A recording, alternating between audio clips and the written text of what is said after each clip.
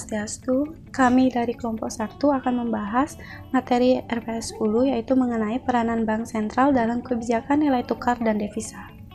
Baik, adapun anggota kelompok 1 yaitu yang pertama Putu Yasti Putri Aniasa dengan NIM akhir 024, yang kedua Jessica Atalia Purvanca dengan NIM akhir 248, yang ketiga Putu Sabdayasa dengan NIM akhir 251, dan yang terakhir Nyoman Trianka Arisandi dengan NIM akhir 256. Baik, adapun materi yang akan kami bahas yaitu yang pertama nilai tukar dan devisa perekonomian, yang kedua sistem dan kebijakan nilai tukar, dan yang ketiga sistem dan kebijakan devisa. Baik, materi yang pertama di sini yaitu nilai tukar dan devisa perekonomian. Nilai tukar merupakan suatu harga relatif yang diartikan sebagai nilai dari suatu mata uang terhadap mata uang lainnya.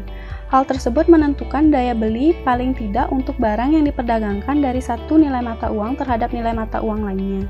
Nilai tukar dapat dijadikan sebagai alat untuk mengukur kondisi perekonomian suatu negara. Pertumbuhan nilai mata uang yang stabil menunjukkan bahwa negara tersebut memiliki kondisi ekonomi yang relatif baik atau stabil. Nilai tukar rupiah terhadap mata uang asing berpengaruh pada inflasi. Salah satunya adalah depresiasi nilai tukar rupiah terhadap mata uang asing. Ketika nilai tukar rupiah mengalami depresiasi, maka harga barang impor akan naik yang menyebabkan biaya bahan baku impor meningkat. Bertambahnya biaya bahan baku impor menyebabkan hasil produksi menurun. Hal ini akan menyebabkan terjadinya kelangkaan barang-barang hasil produksi, sehingga bisa menstimulus kenaikan harga barang domestik secara umum sehingga inflasi naik. Perkembangan nilai tukar rupiah terhadap US dollar Amerika terus mengalami fluktuasi, seperti terlihat pada gambar 4. Pada tahun 2007 sebesar 9.419 dan pada tahun 2008 sebesar 10.950. Nilai tukar rupiah terhadap US dollar Amerika di tahun 2009 dan 2010 mengalami penurunan setelah kenaikan yang cukup tinggi di tahun sebelumnya. Tahun 2009 sebesar 9.400 dan tahun 2010 sebesar 8.991. Pada tahun 2011, 2012, dan 2013 nilai tukar rupiah terhadap US dollar Amerika terus mengalami depresiasi. Pada tahun 2011 sebesar 9.086 dan tahun 2012 sebesar 9.670. Pada tahun 2013, nilai tukar rupiah terhadap US dollar Amerika mengalami depresiasi yang tinggi melebihi 10.000 yaitu sebesar 12.189. Selanjutnya yaitu mengenai devisa perekonomian. Cadangan devisa merupakan bagian dari tabungan nasional sehingga pertumbuhan dan besar kecilnya cadangan devisa tersebut merupakan sinyal bagi global financial market mengenai kredibilitas kegiatan moneter dan juga credit worth pada suatu negara. Besar kecilnya akuntabilitas cadangan devisa tersebut pada suatu negara biasanya ditentukan oleh kegiatan perdagangan atau ekspor dan impor, serta arus modal negara tersebut. Sementara itu, kecukupan cadangan devisa ditentukan oleh besar kebutuhan impor dan juga sistem nilai tukar yang digunakan. Dalam sistem nilai tukar yang dikembangkan yaitu bebas, fungsi cadangan devisa adalah untuk menjaga stabilitas moneter yang hanya terbatas pada tindakan untuk mengurangi fluktuasi nilai tukar yang terlalu tajam. Oleh karena itu, cadangan devisa yang digunakan tidak perlu sekadar cadangan devisa yang dibutuhkan apabila negara tersebut mengadopsi nilai tukar tetap saja, namun cadangan devisa mempunyai peranan penting yang merupakan indikator untuk menunjukkan kuat atau lemahnya fundamental perekonomian pada suatu negara. Selain itu dapat dihindari pada krisis suatu negara dan juga perekonomian dan keuangannya.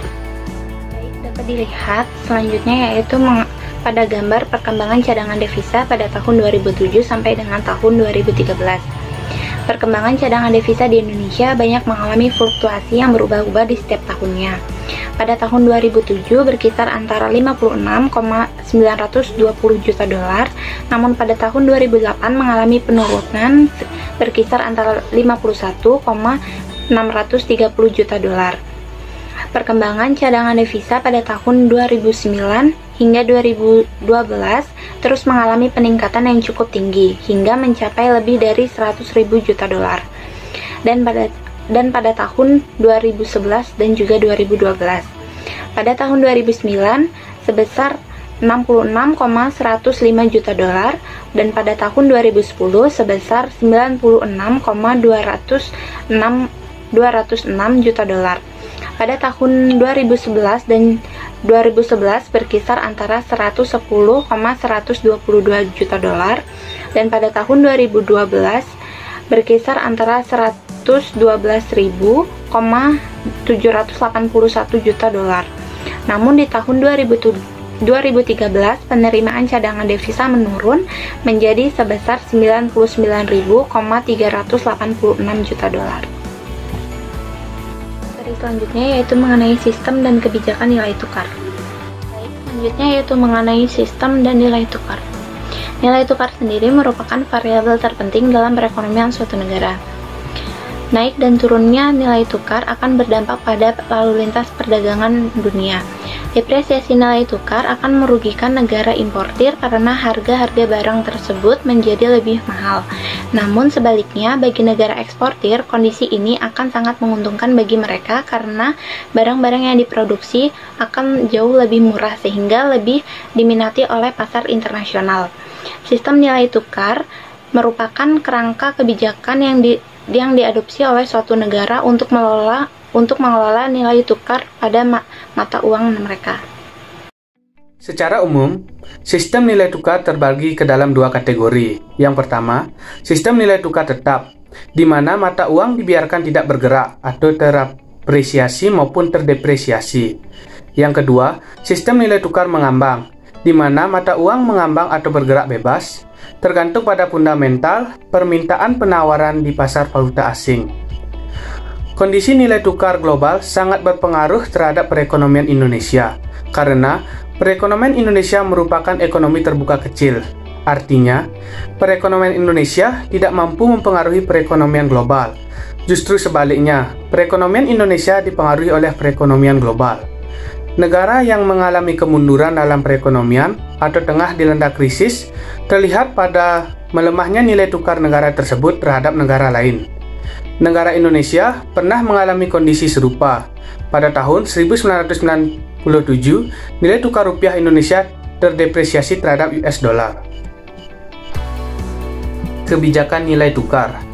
Kebijakan nilai tukar yang ditempuh Bank Indonesia dalam rangka mengelola stabilitas nilai tukar rupiah agar sesuai dengan nilai fundamentalnya, dengan tetap mendorong bekerjanya mekanisme pasar.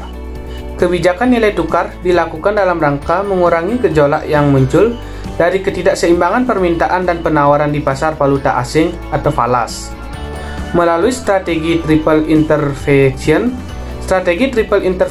dilakukan melalui intervensi jual di pasar spot, pasar domestik, non-deliverable forward atau DNDF, atau pasar berjangka falas, serta pembelian surat berharga negara atau SBN di pasar sekunder. Strategi triple intervention dilakukan untuk menjaga kestabilan nilai tukar dan sekaligus menjaga kecakupan likuiditas rupiah. Sistem dan kebijakan devisa. Sistem devisa. Devisa merupakan aset keuangan yang digunakan dalam transaksi internasional. Penetapan sistem devisa pada suatu negara ditujukan untuk mengatur pergerakan lalu lintas devisa antara penduduk dan bukan penduduk dari suatu negara ke negara lain. Pada dasarnya ada 3 sistem devisa, yaitu yang pertama, sistem devisa terkontrol, yang kedua, sistem devisa semi terkontrol, dan yang ketiga, sistem devisa bebas. Pemilihan sistem devisa mana yang dianut akan tergantung pada kondisi negara yang bersangkutan, khususnya keterbukaan ekonominya, dalam arti seberapa jauh negara yang bersangkutan ingin mengintegrasikan ekonominya dengan ekonomi global. Baik, materi yang selanjutnya yaitu mengenai kebijakan devisa. Dalam sejarah perekonomian Indonesia, beberapa kebijakan mengenai pengaturan devisa telah dilaksanakan sesuai dengan sistem devisa yang telah diterapkan di Indonesia.